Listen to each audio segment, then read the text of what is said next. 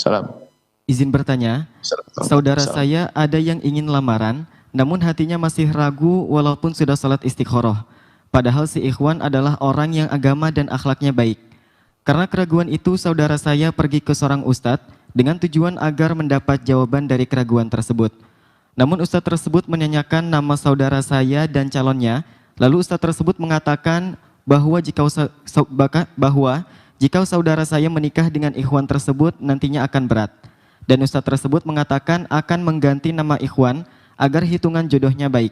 Bagaimana sikap yang harus diambil saudara saya, Buya? Karena saudara saya jadi kepikiran hal tersebut. Terima kasih, Buya. Wassalamualaikum warahmatullahi wabarakatuh.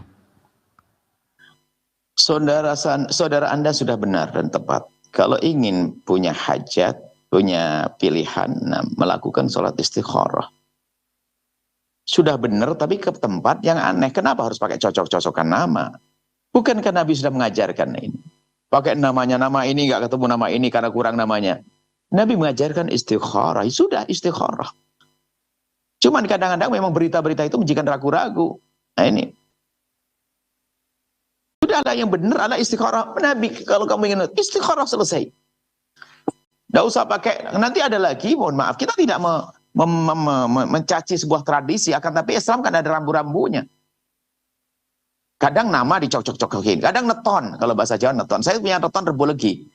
Nanti suasana tidak boleh sosok kliwon, karena ini ketemu ada. Istikharah. Apalagi orangnya sudah baik, istikharah, hati tenang, menikah. Nah, sekarang permasalahan sudah terlanjur datang, ada istighfar yang banyak begitu tuh, akhirnya menjadi istikharah di nomor duakan. Istikharah di nomor duakan. Kadang-kadang pakai istikharahnya, mohon maaf, istikharah itu jelas melakukan sholat ibadah. Bukan Anda melihat Quran, kemudian nanti antara kha atau sin. Kalau sin saya jelek, kha khair. Pakai ini. Bukan istikharah. Jangan seperti anak yang malas sekolah lalu jawab pertanyaan A, B, C, D, ngitung kancing 1, 2, 3, A. Nah ini ya gimana? Pakai ilmu. Cuman ada di kalangan sebagian orang, tapi tanpa Anda harus mencaci. Akan tapi Anda yang sudah tahu, ya sudah itu jalankan. Dengan syariat Nabi, dengan pendidikan Nabi. Istikharah, ngambil air wudhu, melakukan sholat 2 rakaat. Allahumma in kunta ta'lamu anna hadal amri khairun li fi dini wa ma'ashi wa akibati amri faqdurhu li.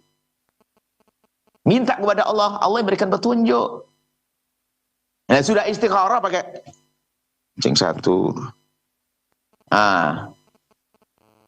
Tasbih dilempar misalnya, mohon maaf loh. Ini sebetulnya apa? Kalau gini loh ya. Jangan sampai kita membiasakan dengan yang diajarkan Nabi dilupakan oleh umat. Ini bahaya juga. Makanya kalau ada orang istikharah, ada orang berkata, aduh istikharah saya itu, saya kotor hati dan sebagainya. Orang beristikharah tidak harus melihat mimpi, akan tapi jalankan perintah Nabi, selesai. Ada berkah di balik itu semuanya. Tidak harus melihat mimpi, tidak. Anda melakukan sholat 2 rakaat, sholat istikharah. Jawabannya apa? Jika memang dia jodohmu akan Allah mudahkan, selesai. Jika tidak, Allah akan hentikan dengan cara yang halus. Yang penting Anda istikharah gitu saja. Bukan harus mimpi, aku tidak mimpi-mimpi. Apalagi nggak mimpi baik. Biasanya minta nonton film horor, mimpinya horor terus. Ya, jadi bukan itu. Istikharah lakukan, selesai, kemudian setelah itu Anda jalankan. Mau lamar, ngelamar. Kalau memang ternyata tidak diterima, berarti itu yang terbaik. Nggak usah gelisah, karena Anda usah istikharah. Mana apa? Istikharah itu menguatkan hati juga, di samping minta petunjuk dari Allah. Aku istikharah akan melamar. Ya Allah, aku esok pagi akan melamar dia.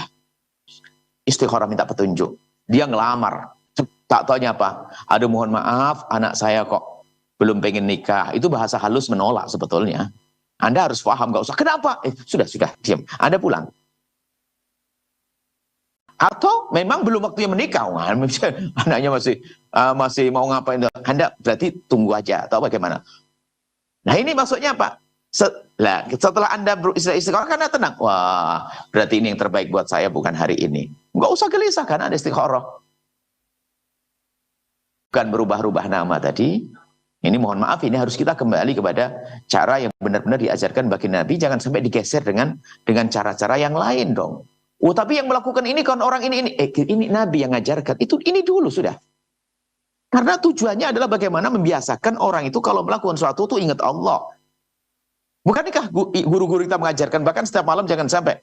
Selain Imam Hasan bin Muhammad Athas menyebutkan ada minal habaibunal ulama menyebutkan jangan sampai setiap malam itu berlalu tanpa istikharah. Karena apa? Hidup kita di esok hari terlalu pilihan antara melakukan ini atau tidak, antara belanja ini atau tidak, antara ini selalu istikharah minta petunjuk. Ini sudah ibadah.